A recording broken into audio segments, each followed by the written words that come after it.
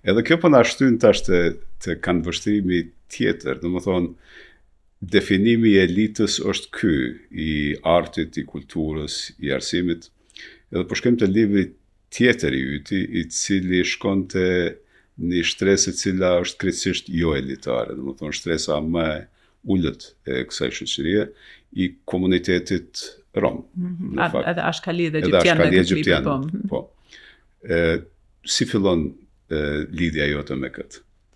Shumë rasti, faktikisht krejt jetë ime në Kosovë si duket është rasti, se kemi ardhur për 6 muaj, jemi këtu ende mas 19 vjeç.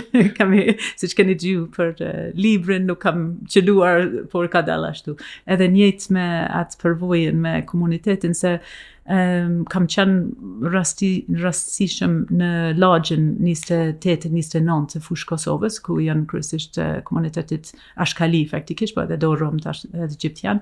Edhe jam taku me një gru që më ka parë, me siguri ka kuptu që unë ishe huaj, edhe ajo ka dalë nga shtëpia e saj, bashkë me djalin e saj 3 vjeçar në Durrës, edhe ka thënë, duhesh me më ndihmu djalin tim.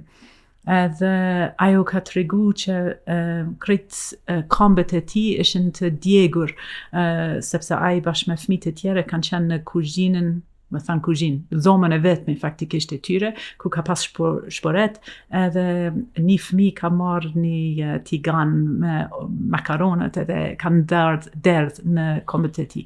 Do thotë ai ishte shumë i lënduar edhe ka kërkuar ndihmë prej meje.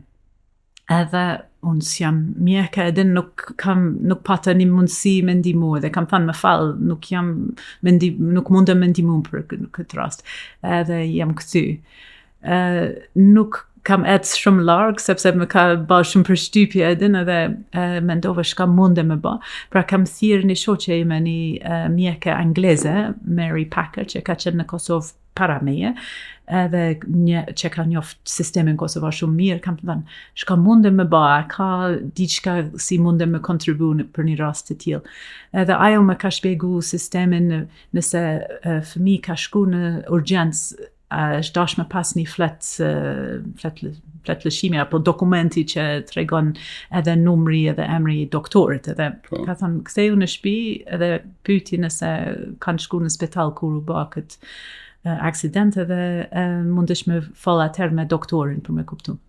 Pra kemi bë këtë, edhe çka ishte më rëndësi është doktori më ka tregu që tash për tash nuk ka mundësi me bë diçka sepse djali është i vogël, por ma vonë duhet të operohet, sepse ky lëkur është djegur edhe është shkatruar, edhe ai nuk mundet me ecë mirë, por duhet të prit derisa rritet pak, ndërkohë duhet vetëm një si mast, një si krem për me ly lëkurën për me mbajt butë. Edhe kjo ndoshta nuk duket më rëndësi, por çka është më rëndësi është që kam thënë hatemës, kjo nëna, që u do të blej këtë mas që 9 euro ka qenë, po yndyrë, masi është. Është fjallë serbe më duket, po. Edhe kam blej, edhe kam thënë kur hargjohet, lajmëram, edhe do të vi me një tjetër për 9 euro, edhe është asgjë për mua.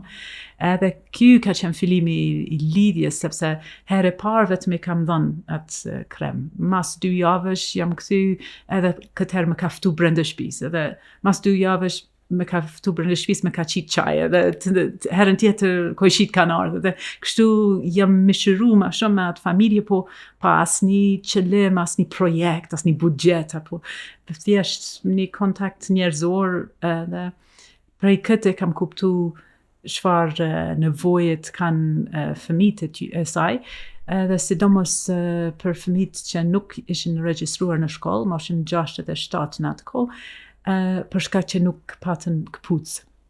Edhe më thënë drejt nuk e kam besu, mendova që është një arsye tim, ose pra kam thënë që do të shkoj me blej këpucët, edhe do të kthehem as 2 javësh, edhe po pres që djemtë të janë në shkollë. Edhe për një men kanë qenë në shkollë, edhe kanë vazhduar në shkollë deri në moshën 16. Kështu që faktikisht vetëm këpucët I ka dasht, edhe prej këtë kam kuptu që duhet me eliminu ato barrieret të vogla që shpesh janë bë pengese të madhe për zhvillimin e fëmijëve, individëve, por edhe për komunitetin në përgjithësi. Kjo është një metafore, këpucë është një metafore, në fakt se si mendim të vogël mund të më bëjë transformimi I madh. Po, jo, tamam. Cilat janë 3 gjërat për shembull të cilat do ta bënin transformimin e madh të jetës së komuniteteve? Mbaj mend mirë vajze e madhe e Hatemës, Gjelania, në atë kohë ka pas 9 vjeç, edhe ajo nuk ka qenë me familje, ka qenë me gjyshin kur jam taku për herë të parë me ta, por mas një kohë ajo këthy për me qenë me familjen e kam thënë, edhe këpuc për ty, edhe ti shkon në shkollë.